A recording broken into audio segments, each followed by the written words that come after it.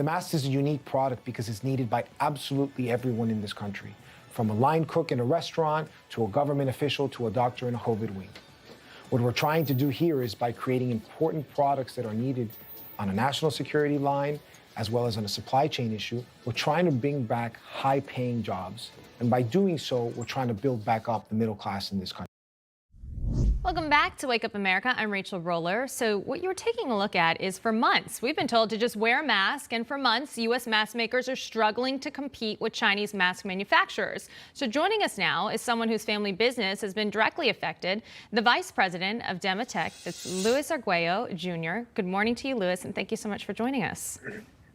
Good morning, Rachel. How are you doing? Doing well. Now, Luis, when the demand for masks skyrocketed, your family business pivoted a bit to help. What was the change in philosophy and why did you find it so necessary? Well, we were a medical device manufacturer that's been manufacturing complicated devices for decades here domestically and exporting to 130 countries around the world. When COVID struck, we were faced with a unique situation in which surgeries globally came to a halt. So being a family-owned business, our employees are part of our extended family. So we had to figure out what we do with all these hundreds of employees. That with the fact that we heard the call to arms domestically, where we saw our neighbors, doctors, nurses dying for lack of PPE. We took the risk and we started manufacturing the first surgical masks in about March 2020.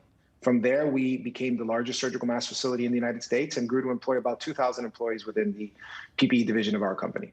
And we're taking a look at your production now. Very impressive. But let's touch a bit on the impact China has had on this industry, producing cheaper masks, costing nearly 6,000 American jobs, essentially. So what has that done to your business? But really also, what has that done to the industry?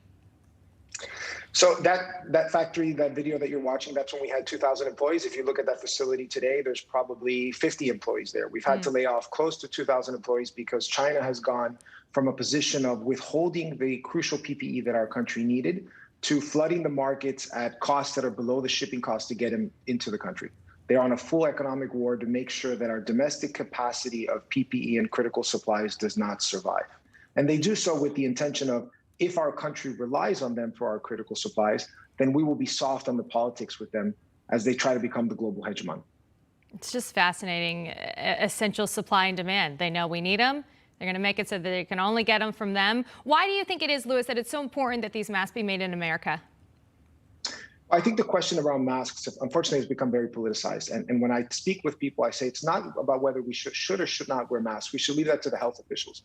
The question that we need to answer is, do we want to have the capacity to manufacture our masks and our vaccines and our critical supplies in the time of need? And that's really the question that our country has to answer. We must have the domestic capacity to manufacture our critical supplies. We cannot depend on our largest adversary for the products that we require. I relate it to basically depending on the USSR for our nuclear dependence in the time of the Cold War. We can't let it happen. We have to have the facilities open, even off on skeleton crews. The government needs to make sure the facilities survive and we have trained staff to run them when the time is needed.